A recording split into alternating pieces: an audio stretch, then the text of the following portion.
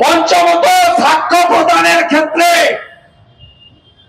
সংশ্লিষ্ট পুলিশ আধিকারিক যিনি ফরওয়ার্ডিং লিখলেন, কেস ডায়েরি লিখলেন, চার্জশিট দিলেন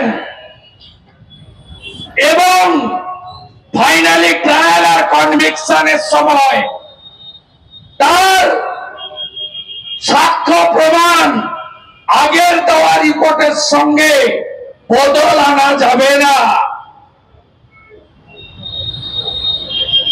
বলা হয়েছে নন অফিসিয়াল যারা সাক্ষী দান করেন তাদের নিরাপত্তার দায়িত্ব রাজ্য সরকারকে নিতে হবে এবং 30 দিনের মধ্যে কনভিকশন করতে হবে। আপনারা দেখেছেন এলওপির অ্যামেন্ডমেন্টের ফার্স্ট পার্ট, ল এবং জুডিশিয়ারি মিনিস্টার কয়লা কাণ্ডে অন্যতম অভিযুক্ত 15 বার দিল্লিতে ইডি যাকে ডেকেছে, যিনি দিল্লি হাইকোর্ট আর সুপ্রিম কোর্টে লটর পটর খাচ্ছেন, সেই মলয় ঘটক তাকে বলতে না দিয়ে চোরেদের রানী, ধর্ষকদের নেত্রী, আরজি করের খুনের আসল নায়িকা মমতা ব্যানার্জি উঠে দাঁড়িয়ে বললেন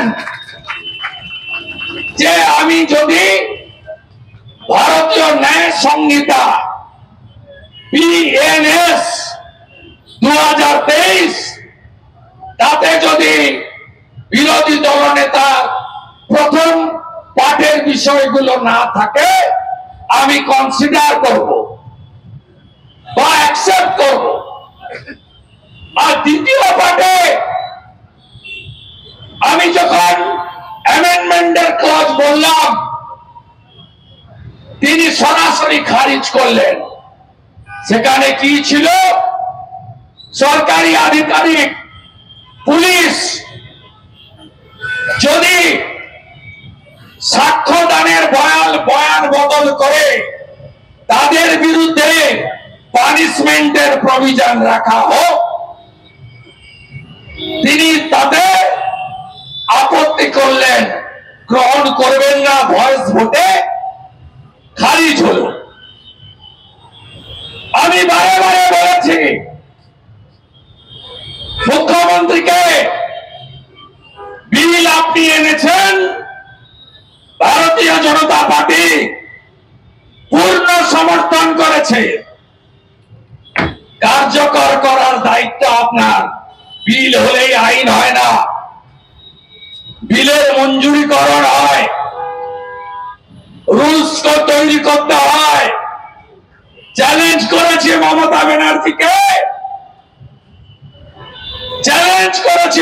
ব্যানার্জিকে, যে আগামী উইন্টার সেশন, শীতকালীন অধিবেশনের আগে রুলস যদি না করতে পারেন তাহলে আপনাকে বিজেপি ছাড়বে না।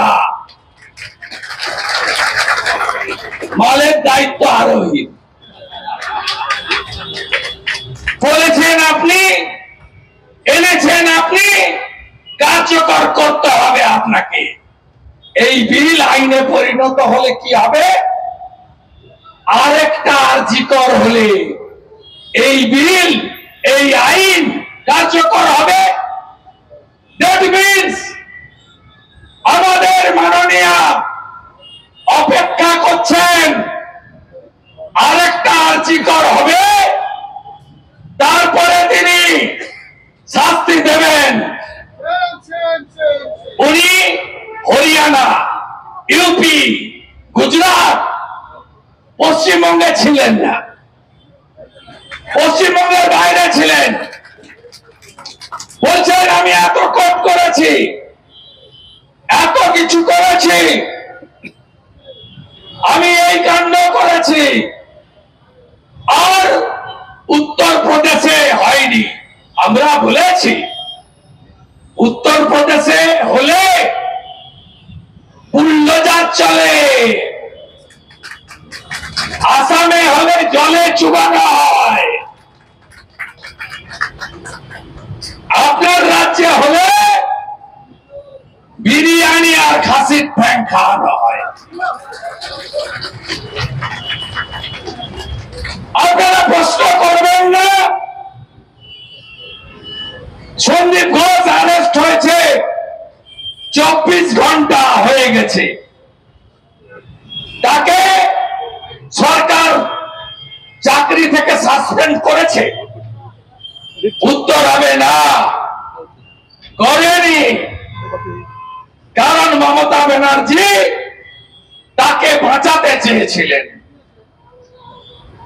আজকের এই বিল এবং আমাদের সাজেশন প্রস্তাব খারিজ করা, এর মধ্য দিয়ে একটা জিনিস পরিষ্কার, ঘটনা ঘটলে প্রমাণ লোপাট করো, এভিডেন্স টেম্পার করো, সাক্ষীদের ভরকে দাও, তাহলে তোমাদের কনভিকশন হবে না।